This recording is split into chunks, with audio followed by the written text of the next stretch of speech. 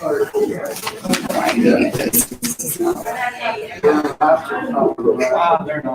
to the College Gridiron Showcase, brought to you by the Brawl Network. I'm Mike Shoddy, joined by Emily Van Buskirk. We're live from Fort Worth, Texas, where over 100 pro scouts from over 30 of 32 NFL teams are coming to watch some of the best of college football in their element. Emily, we're proud to present the College Gridiron Showcase this season. What are some of the things you've enjoyed so far down here in Fort Worth? I have enjoyed putting together a really extensive podcast series with some of the founders of the event. And I think putting it on people's radar has been my favorite part because it's newer, it may not be as well known. So being able to put it out there, have people say, oh, okay, that's what this is, and learn more about how good this exposure is for players, that's kind of been my favorite part of this process. So COVID is obviously the biggest story, with over 130 CGS invites heading back to school this season, thanks to an extra year of eligibility from the NCAA. But also the Combine is the big story tonight, as the Combine has decided not to happen this season. Mm-hmm. And so we are literally getting late breaking news while we're on this podcast from people accepting invites to CGS. So we're going to be joined by one of literally the best people on the planet, Mike Brittleman, the director of player development Director of Player Scouting and Personnel. Yeah. There we go. For CGS. So, Michael Brittleman, welcome to the vodcast. Wow, fancy. Thanks for having me on. Yeah. So look at how relaxed you look. I mean, that's very different from the frenetic energy that was just happening here in the hallway. This is the nicest shirt he owns, ladies and gentlemen, and that is an overstatement. It's a pretty sweet polo. Thank God my wife packed it for me. Yeah. So, no, thanks for having me on, guys. So tell us a little bit about the process in terms of putting together the roster for CGS. So myself and our two co-founders, Craig Red and Jose Jefferson, and a couple other guys, started in late August, early September. And we come together, we put a board together, and then we really want to hone in on the guys that we want to particularly watch throughout the season. And every week we're moving guys up and down the board. Talking to NFL teams, scouts, coaches around the country, and really get a good feel what the draft class is going to open up for us this year. I mean, I've heard your story before, and I love it. But what do you do in terms of figuring out which guys you're looking at early on? You talked about scouting and going to as many games as you can, but what's the process like when you're looking at guys that you want to come out here? Yeah, so, as much film as we can get. I know I'm based out in Pittsburgh. Craig's based out in New Jersey. Jose's in Wisconsin. So we're all over the country in that aspect. But whenever we can, we like to show our presence at games. But with this year, the video aspect and the film aspect is key in that part, just because of, getting eyes on the guys right now, and what a crazy season it's been already. So really, it's a lot of film work, a lot of watching football games on Saturday nights, and trying to put a roster together. So CGS is about 7 years old now. Yep. And tell us about, from year 1 to year 7, the way that players, scouts, agents, NFL teams, how has the acceptance of CGS sort of evolved over the last 7 years? It's grown. It really has. I'm going into year 5 with Jose and Craig in this, and really it's grown every year. And just the number of scouts. The past 3 years we've had 31 out of the 32 NFL teams, 130 plus scouts at the event, all 9 CFL teams, and it's just grown each year. Where I think the first year they maybe had 20 out of the 32. I don't know the exact number, but see how far it's come and the notoriety we've gained. One of Jose's favorite things to talk about is that you guys cater the event to the scouts, what they want to see, and that's kind of unique in comparison to the Senior Bowl and other things of this nature. Mm-hmm. How did that idea come about, and maybe elaborate a little bit on what that means to focus on what the scouts want to see? Sure. So, really, we're in a normal year, we're an OTA style format. We don't actually have a game. Right. And so, a lot of individual drills, see how players move back into different situations in group, run game, goal line, 7-on-7, that type of deal. And then really we want to cater to the scouts what they want to see from each position aspect. Okay. And then from the interview process too, we bring the guys to them. We have a scouting room. We have interns running around, bringing the players to them, so the scouts aren't running around trying to find the players. And it's a more efficient process, get them in, get them out, and everyone is happy. Now let's talk about that fact that you don't have a game, because I love football. I live, breathe, eat, sleep football. My kids are sick of football. They play football, so I coach football. Yeah. But there gets to be this time, and it's usually around now, where playoff football is happening. Yep. But then we start getting fake football. And everyone knows the Pro Bowl, and no one watches the Pro Bowl, but everyone knows the Pro Bowl. The fake football continues, though, into the draft process, because I'm used to going to the Shrine Game and the Senior Bowl. And when I say that, I mean I go to the practices for the Shrine Game and the Senior Bowl, and then everyone leaves. The scouts leave, the media leaves, everyone leaves, but then people from the city come in. So what use is the game itself? And you guys don't have one, so what's the feedback you guys have gotten? Because there are other still bowls out there, but it is I think football. it brings a competitive aspect to it. I mean, seeing how they react to game-like situations. But that's where we come in and say, okay, we have a controlled scrimmage aspect. Okay, we can throw out different situations that, okay, let's go first and goal. How are you going to react to this? And then from another advantage for us is that, offensively we're holding up a card, play faster. Defensively, we're going to run a simple 4-3, 3-4, cover 2, whatever you want to say. Play fast, physical, and then. And I don't want to interrupt you, but my least favorite football practice of all time is watching, I'm not going to call it the coach, but just spending an entire practice watching a retired NFL coach install his special teams packages with these players, and you got zero scouting. Everyone's just staying on the sideline, oh my goodness, what are we doing here? And it's that aspect where you just say, X runs a go route, and all of a sudden, and that's another aspect of CGS too. We have a whole part of the event catered to special teams. They get a 2-hour practice.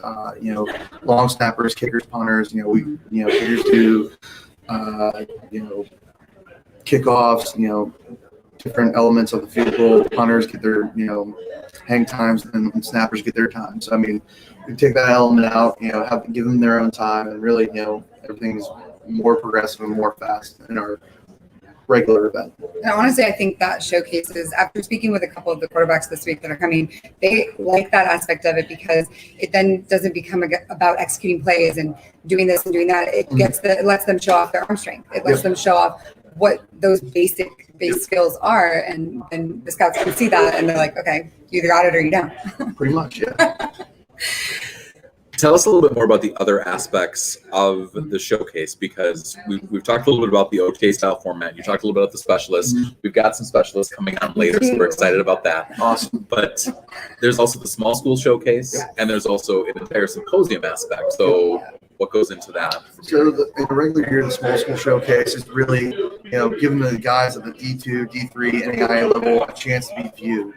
A chance to be viewed. And then with this year, with those lower levels really being, not playing this year.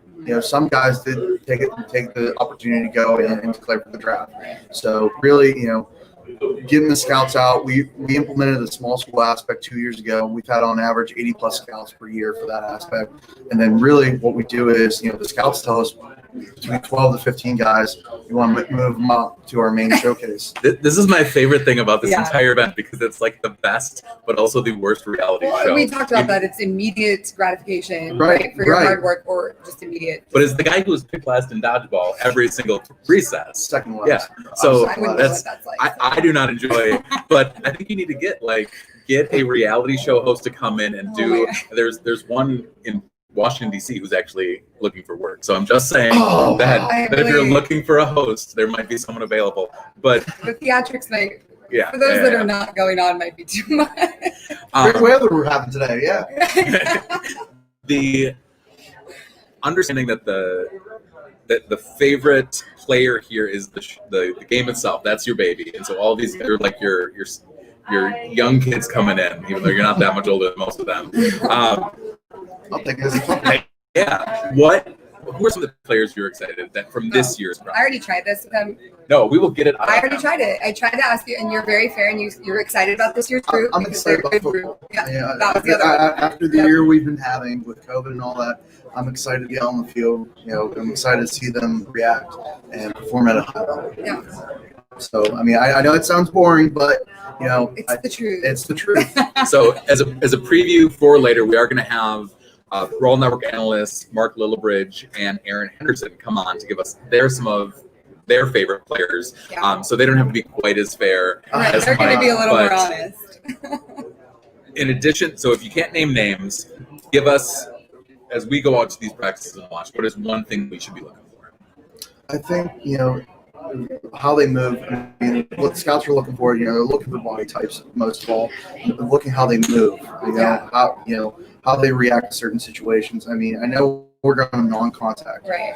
But again, precautionary for COVID, and with the combine being just canceled, we're not testing in the 40 or anything, Right. but combine individual position drills, see how they move, see how, hand placement in certain aspects of the position, receivers, ball skills, offensive line, how they transition their weight in and out of their stance, a lot of those key things. But I mean, it's going to be exciting. I'm curious. So before we talk about the symposium stuff, which is very interesting and one of my favorite parts, Jose told me you can take the Wonderlic here as a player. It's one of 3 places that you can do so. Yeah. Senior Bowl here and the Combine, but not anymore. So this is actually one of 2 places that you can take the Wonderlic. Do you have a lot of guys sign up for that or do that? They all do it? How does that work? I think everyone's going to do it. Okay. Yeah, I'm still learning the process. Okay. To be We're honest. learning with you. Yeah, we're all learning together. together. So I think that aspect, again, with the nature of the pandemic and everything, that was brought to us as an opportunity to have here at CGS. Awesome. And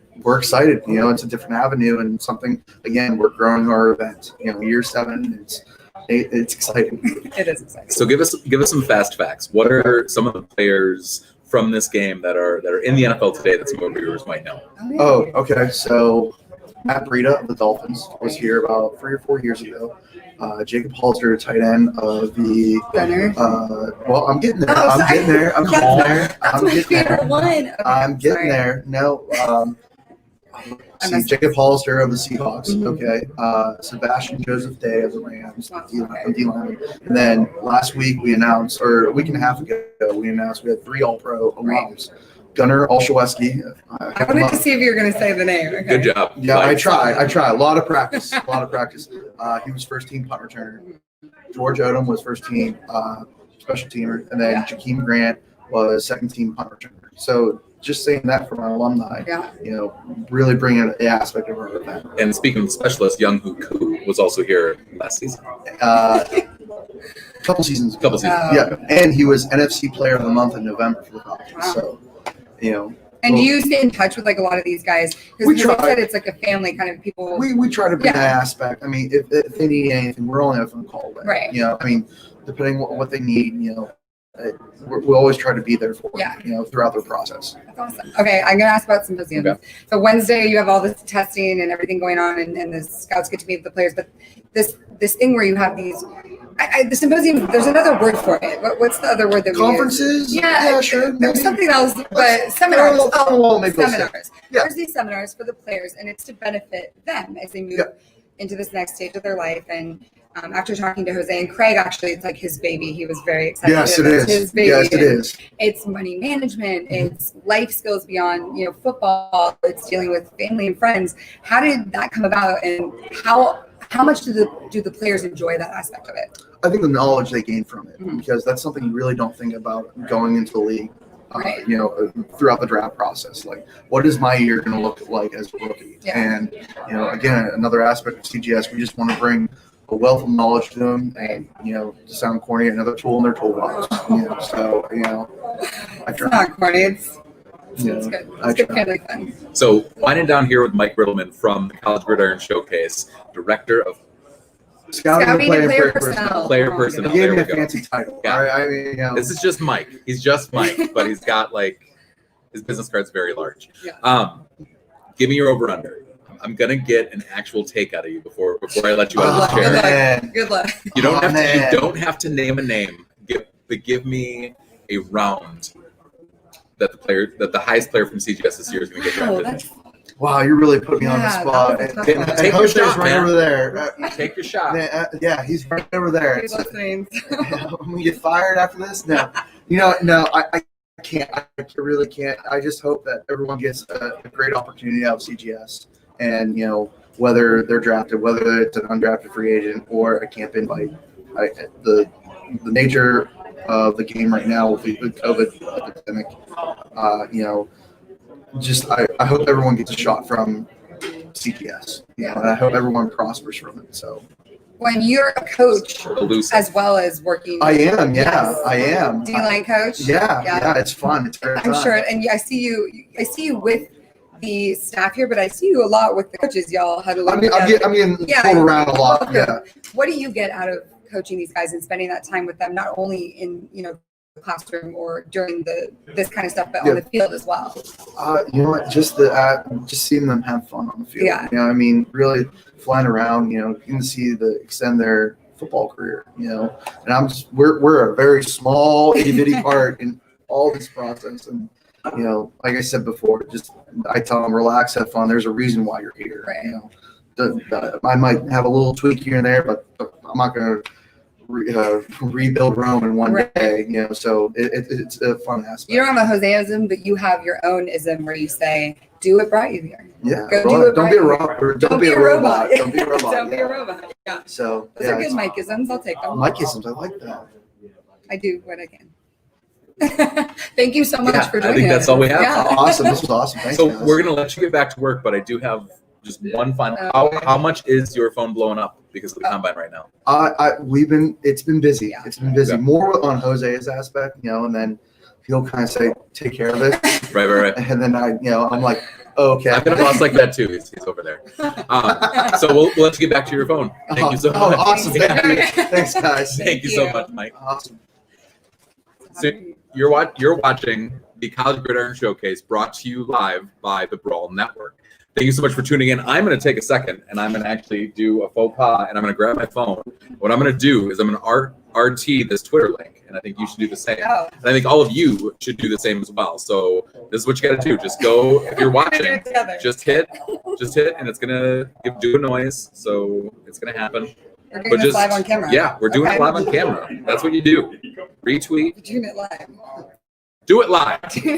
Mike, are you retweeting it? I am. Yes. Mike's retweeting it too, guys. So now that you've retweeted, and if you're not on Twitter, if you're watching us on Facebook or YouTube, do whatever you got to do to share this out. So lots of these kids who are here at CGS are getting the showcase that we're trying to give them here at the Brawl Network. So playoffs are here, and so is your shot at millions. Thanks to our partnership with DraftKings, all new players can play for free for millions with your first deposit. Here's how it works. Create your DraftKings DFS account and make a deposit. DraftKings will credit your account with a free entry to these contests. Draft your lineup and go for millions in top prizes. Just go to dkng.co/brawlpod to play. That's dkng.co/brawlpod. Act quickly. This offer won't be around forever. Minimum $5 deposit. Eligibility restrictions apply. That was solid. I do what I can. A+ work. Next, we're going to talk about this small school showcase. So we're going to bring on one of our analysts from the Brawl Network, Mitchell Wolf. Come on board. Hey, come on. We've got a peanut gallery. Let's go. Hey. No, we were just applauding for Mitchell. So, Mitch, Emily, you can stay. If you want to leave, you can. But my takes aren't going to be that hot. Don't worry. Yeah. Yeah. So, again, let's go over what this college showcase or the small school showcase means, because they have a handful of players. It's not as many as the main group, but they have a handful of players from smaller schools. And there's a couple of quarterbacks that I'm really interested in who aren't necessarily from smaller schools, but are brought in to be a camp arm for this group. And there's some intriguing names on this list. And there are some really good players on this list. And what happens is after these guys practice, they do the same practice as the main group. And then this reality show, weakest link, biggest loser, Bachelor. Bachelor getting voted off the island. They get their rose, whatever you want to say, they're brought into the main group. And typically in a normal year, what that means is they get to go mano a mano with the bigger school kids a couple days later. Since this is non-contact, really all it means is that they're selected to this bigger group, they're given the honor, and they're allowed to stay for the symposium stuff. But that being said, give me some of these small school players you're really looking at. Yeah, absolutely. So the first guy I've got, his name is Marquise Stewart. He's out of Benedictine College, which is in Kansas. It's an NAIA school. He's 5'11", 206, and he originally went to Northwest Missouri State, which is an FCS school, but had to take a year off of football because his best friend was actually killed. So he transferred to Benedictine, and he was putting up major numbers. He was a 2-time All-American at the NAIA. He was a 3-time All-Conference player, and he was a Conference Player of the Year in 2019. So I'm looking for him to make a splash tomorrow, like you were talking about, and I really like his speed, his vision, and his contact balance. So I think he could be really effective as like a one-cut zone style runner. And it's important to note that a lot of these guys from smaller schools that get invited to showcases like this have a storyline like that. And it's usually, and so I'm gonna segue into one of the quarterbacks who isn't necessarily a smaller schools kid, but David Moore from Central Michigan. And I'm not gonna rant here, but I could, about David Moore got absolutely just raw deal from the NCAA and actually won his appeal against the NCAA. And then when he asked for his extra year of eligibility due to COVID, they said, because you weren't playing during the beginning of COVID, you don't get your extra year of eligibility. So he won his appeal, but then didn't actually win his appeal. Right. And he should be playing again. And he should be in a pretty good offense in Central Michigan. He's actually a former higher level recruit at Memphis. Yeah, it's Memphis originally. We got a few guys that transferred to Memphis as well. But yeah, really athletic guy. A little slender, but I think, in that, like you mentioned, in that system, that's a good school. It's a good conference. I think he could, if he had his year, he's here now. If he had his year, he'd be putting up some really good numbers and be a interesting player. And that's sort of the tail of the tape for a lot of the players here, not just from the small school, but from the main group as well, where it's, if only they had one more chance, And for a lot of these guys, CGS is maybe not their last chance, but it is that one more chance, and it allows these guys to get a look in front of over 100 pro scouts. Give me a couple of more small school guys you're looking for tomorrow. What you're saying is perfect, because the next guy who I, again, just found out about today, his name is Amir Holloway. He's a 6'5", 330-pound tackle from the University of Wisconsin, Oshkosh. And Same. Right. Same. But, people always say you can't teach speed. I have another phrase like that. It's can't teach girth. And watching this guy's tape, he's massive. And of course, it's D2, so he's going to look massive compared to everyone. But, this is like the scene from Blindside where Mike Lawrence just out there killing kids. He's just throwing kids around. And, he's got kind of a weird story, too, where he had a scholarship to band, he out of high school, was academically ineligible, bounced around a few schools trying to play but couldn't remain eligible. And then he had to take a year off to help care for a family member that was having some health problems. But he came back and he's played all 5 positions for Wisconsin Oshkosh.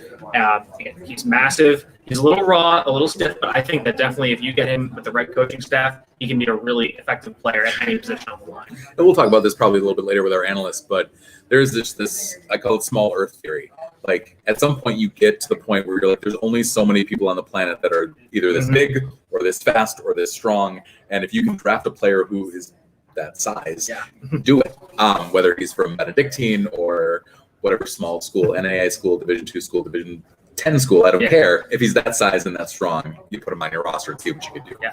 So give me one more player and then we're going to let you go.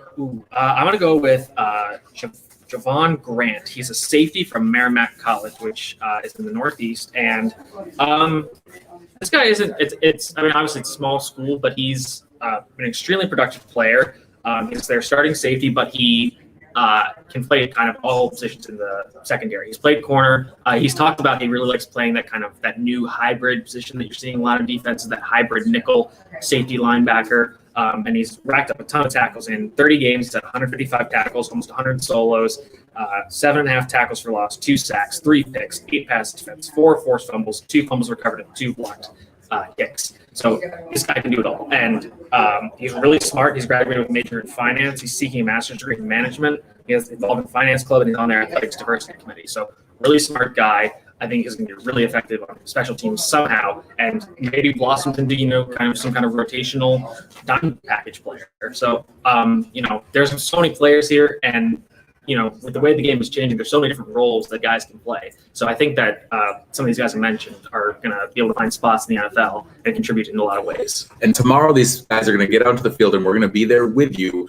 live for about 3 hours tomorrow morning from Fort Worth, Texas. We're also going to be here tomorrow night around this time, live here on Twitter, YouTube, Facebook, all of the above, wherever you can find us. And we're going to be talking to some of these players as they're talking to teams. And so that's actually a big part of all of this pre-draft process, is not just the working out, the showing their stuff in front of the scouts. It's also talking to the scouts, talking to the teams. When you've got over 100 scouts here, you're going to have a lot of these sort of speed dating exercises tomorrow. We're going to be part of that speed dating. So we're going to have some of these great small school players on tomorrow night. Mitchell and our other analyst, Dan, are from our partnership with the Scouting Academy. If you want to learn how to scout players, just like Mitch, just like Dan, just like they're going to do for us all week, check out scoutingacademy.com. Next up, we're going to grab Aaron Henderson, former Minnesota Vikings linebacker. And, yep, just come on around. We're going to bring A. Marie onto the... Okay. So can I say we're going to come right back? We're going to come right back here on the Brawl Network.